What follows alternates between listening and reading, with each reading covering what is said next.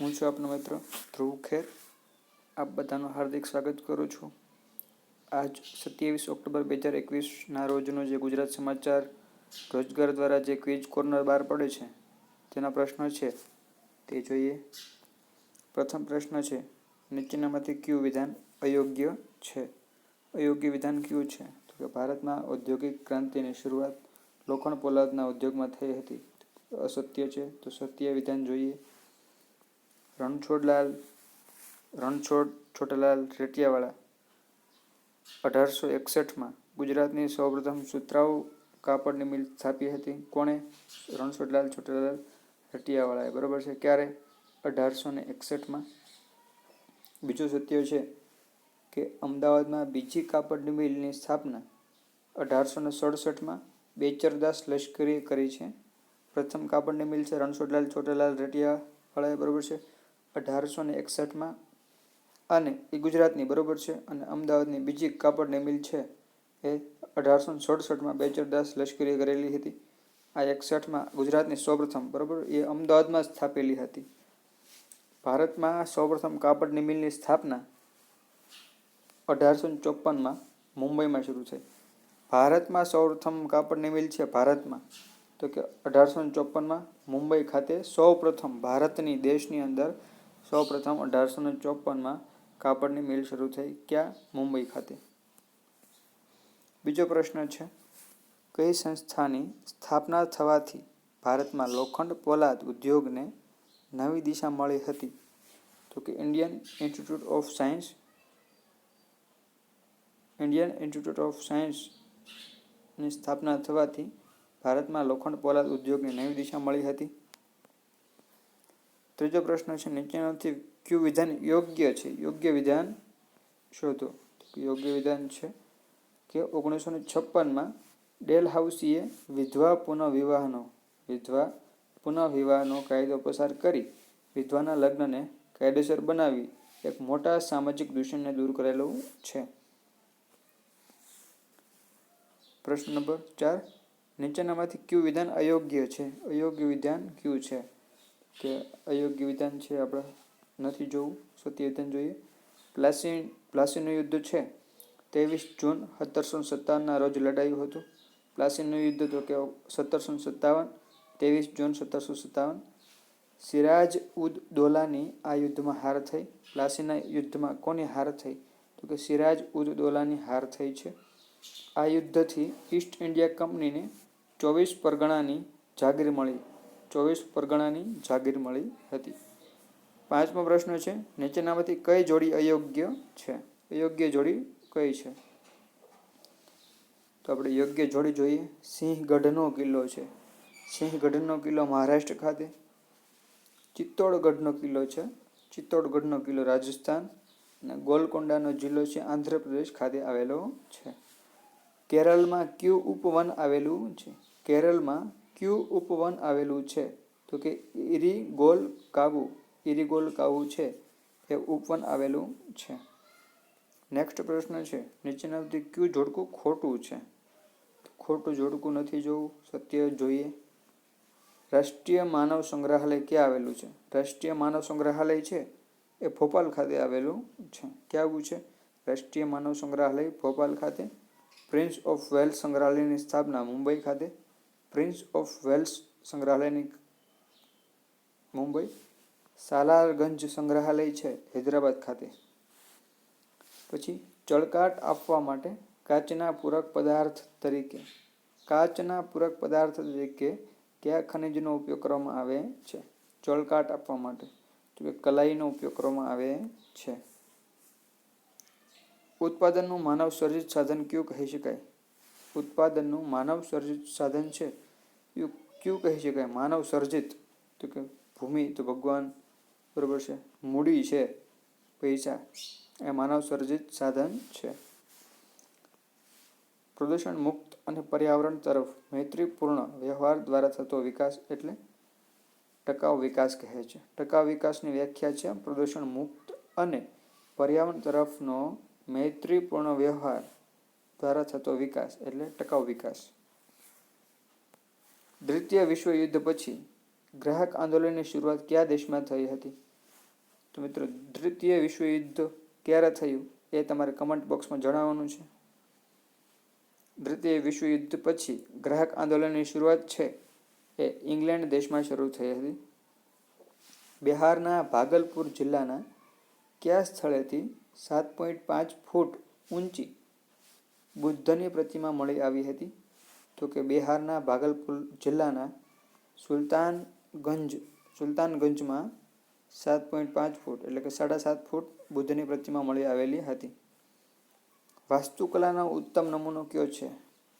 વાસ્તુકલાનો ઉત્તમ નમૂનો હોય તો સારનાથનો સ્તંભ છે. વાસ્તુકલાનો ઉત્તમ નમૂનો સારનાથનો સ્તંભ છે. ધૂપ, દીપ અને આરતીથી પૂજા કરવાની પરંપરા કઈ પ્રજાએ આપેલી મનાય છે?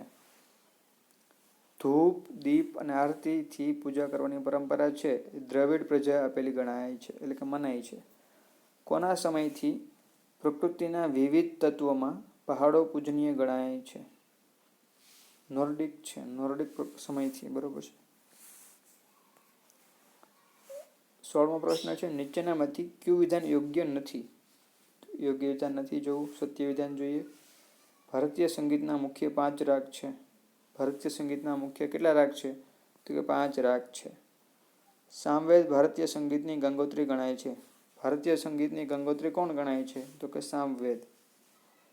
અમીર ખુશરો મધ્યયુગના મહાન સંગીતકાર હતા. અમીર ખુશરો સંગીતકાર કયા યુગના? તો કે મધ્યયુગના. નૃત્ય કલાના સંદર્ભમાં કયું વિધાન ઉચિત નથી? ઉચિત વિધાન નથી. ઉચિત વિધાન જોઈએ. અભિનવ દર્પણ અને નાટ્યશાસ્ત્ર ભરતનાટ્યમના આધાર સ્ત્રોત ગ્રંથો છે. ભરતનાટ્યમ ગ્રંથના આધાર સ્ત્રોત ગ્રંથો ક્યાં? તો કે અભિનવ દર્પણ અને નાટ્યશાસ્ત્ર. કુચીપુડી નૃત્ય ભરતનાટ્યમને મળતો આવતો નૃત્યનો એક પ્રકાર છે. મણિપુરી નૃત્યમાં શ્રી કૃષ્ણની લીલાઓનો શૃંગાર ભાવ રજૂ થાય છે. કયા નૃત્યમાં? પ્રશ્ન મિત્રો ઊંધો બની શકે. કયા નૃત્યમાં શ્રી કૃષ્ણની લીલાઓનો શૃંગારનો ભાવ દર્શાવાય છે? કે મણિપુરી નૃત્યમાં. બરોબર છે. નેક્સ્ટ પ્રશ્ન છે કયા નાટકોમાં વીર, શાંત અને શૃંગાર રસનું ભારોભાર નિરૂપણ થયેલું જોવા મળે છે? કયા નાટકોમાં? તો કે પ્રતિજ્ઞા યોગંધરાયણમ અને સ્વપ્ન વાસવદમ. પ્રતિજ્ઞા યોગંધરાયણમ અને સ્વપ્ન વાસવદતમ. 19મો પ્રશ્ન છે વિષ્ણુ પુરાણમાં કહેવાયું છે કે પર્વતોમાં જેમ સુમેરુ, પંખીઓમાં ગરુડ અને મનુષ્યોમાં રાજા મુખ્ય છે. વિષ્ણુ પુરાણમાં કહેવાયું છે પર્વતોમાં કોણ મુખ્ય? પર્વતોમાં છે સુમેરુ, પંખીઓમાં ગરુડ અને મનુષ્યોમાં રાજા મુખ્ય છે. તેમ કલાઓમાં ખાલી જગ્યા અતિ પ્રાચીન કાળથી મુખ્ય કલાનું સ્થાન ધરાવે છે. તો કે આ બધી કલા છે એમાં ચિત્રકલા છે મુખ્ય સ્થાન ધરાવે છે પ્રાચીન કાળથી. બરોબર છે. સંગીત કલા, નૃત્ય કલા, નાટ્ય કલામાં અને ચિત્રકલામાં સૌથી સર્વશ્રેષ્ઠ સ્થાન છે એ ચિત્રકલા ધરાવે છે. ભારતીય કલા ઉપર ગ્રીક શાસકોની અસર પડવાથી કઈ શૈલી સર્જાઈ અને પ્રસિદ્ધ બની છે? ભારતીય કલા ઉપર ગ્રીક શાસકોની અસર પડવાથી ગાંધાર શૈલી સર્જાઈને પ્રસિદ્ધ બની છે.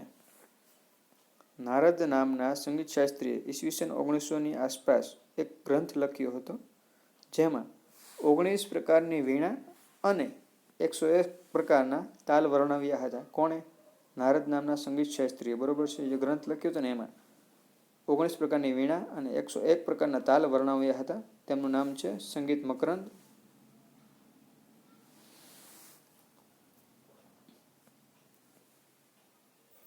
સંગીત મકરંદ છે કોણે લખ્યો છે? નારદ નામના સંગીતશાસ્ત્રી. બરોબર છે. તુતી એ હિન્દ હિન્દના પોપટ તરીકે કોને પ્રખ્યાત છે એટલે કોણ ઓળખવામાં આવે છે? અમીર ખુશરોને. VMCમાં પૂછાણો હતો મિત્રો. અમીર ખુશરો. કયા નૃત્યમાં નર્તક રેશમનો કબજો પહેરીને કમરે પટ્ટો બાંધે છે? મણિપુરી નૃત્યમાં નર્તક છે એ રેશમી કબજો પહેરે છે અને કમરે પટ્ટો બાંધે છે. નૃત્યના દેવાધિદેવ કોને? તો કે નટરાજ પૂજાય છે. જર્મન કવિ ગેટે કયું નાટક વાંચીને એ નાટકને માથા પર મૂકીને નાચ્યા હતા? જર્મન કવિ ગેટ છે અભિજ્ઞાન શાકુંતલમ વાંચીને માથા પર મૂકીને નાચ્યા હતા. મણિપુરી નૃત્યમાં ઉપયોગમાં લેવાતા ઘેરદાર ચણિયાને શું કહે છે? મણિપુર નૃત્યમાં ઉપયોગમાં લેવાતા ઘેરદાર ચણિયાને શું કહેવામાં આવે છે? તો કે કુમીન તરીકે ઓળખવામાં આવે છે. કુમીન. બરોબર છે. નેક્સ્ટ પ્રશ્ન 27મો. નીચેનામાંથી કયું જોડકું યોગ્ય છે? તો કે ઉપરના તમામ. તો કે જોઈએ. ભુમરાનું શિવ મંદિર જબલપુર, લારખાનનું મંદિર છે એ બીજાપુર ખાતે, બૃહદેશ્વરનું મંદિર તંજાવુરમાં આવેલું છે. કૃષ્ણ અને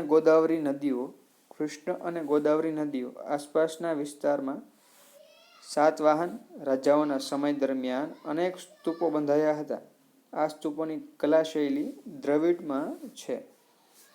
નીચેનામાંથી કયો સ્તૂપ ગુજરાત રાજ્ય બહારનો છે? લોરિયા સ્તૂપ છે ગુજરાત બહારનો સ્તૂપ છે. બાકી દેવની મોરીનો સ્તૂપ, બોરિયા સ્તૂપ અને ઇટવા સ્તૂપ એ છે એ ગુજરાત રાજ્યના અંદરના સ્તૂપ છે. ભારતનું કયું મંદિર કાળા પેગોડાના નામથી ઓળખાય છે? કોણાર્કનું મંદિર છે એ કાળા પેગોડાના નામથી ઓળખાય છે. ભારતનું એવું કયું મંદિર છે જેનો છાંયડો ક્યારેય ધરતી પર પડતો નથી? તો કે બૃહદેશ્વરનું મંદિર છે. બૃહદેશ્વરનું મંદિર કેવું? તો કે તમિલનાડુ ખાતે. ઈસવીસન 1526માં મુઘલ બાદશાહ બાબરે પાણીપતમાં કઈ મસ્જિદ બંધાવી? તો કે કાબુલી બાગ મસ્જિદ બંધાવી 1526માં મુઘલ બાદશાહ બાબરે. બરોબર છે. 33મો પ્રશ્ન છે. કયા મંદિરોને સંગેમરમરના કંડારેલા કાવ્યની ઉપમા આપવામાં આવે છે? તો કે દેલવાડાના જૈન મંદિરોને સંગેમરમરના કંડારેલા કાવ્યની ઉપમા આપવામાં આવેલી છે. બંગાળી ભાષામાં રામાયણની રચના કોણે કરી? બંગાળી ભાષામાં રામાયણની રચના છે કૃત્તિવાસે કરી છે. કોણે કરી? કૃત્તિવાસે બંગાળી ભાષામાં રામાયણની રચના કરી છે. કયા મુઘલ બાદશાહે ભારતના પ્રખ્યાત ગ્રંથોનો અનુવાદ કરવા માટે એક અલગ જાતની રચના કરી? તો કે અકબરે ભારતના પ્રખ્યાત ગ્રંથોનો અનુવાદ કરવા માટે એક અલગ જાતની રચના કરી છે. 36મો પ્રશ્ન છે. તંત્ર, હોરા અને સંહિતા શું છે? તંત્ર, હોરા અને સંહિતા છે એ જ્યોતિષશાસ્ત્ર છે. તંત્ર, હોરા અને સંહિતા જ્યોતિષશાસ્ત્ર છે.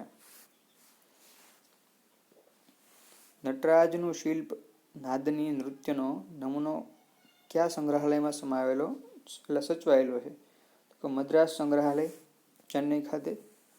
કયા ગ્રંથમાં વાસ્તુશાસ્ત્રનો ઉલ્લેખ કરેલો છે? બૃહદ સંહિતા છે. બૃહદ સંહિતા ગ્રંથમાં વાસ્તુશાસ્ત્રનો ઉલ્લેખ કરેલો છે. ગોવામાં કોનું પાર્થિવ શરીર એક દેવળમાં શબપેટીમાં રાખવામાં આવેલું છે?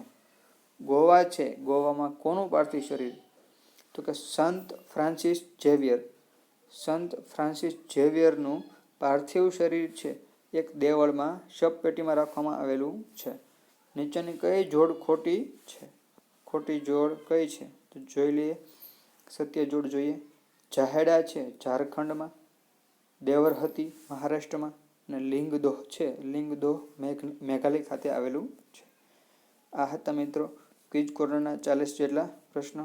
ધન્યવાદ. તમારા મિત્રો સુધી પહોંચાડો જેથી તેઓને પણ લાભ મળી શકે. ધન્યવાદ.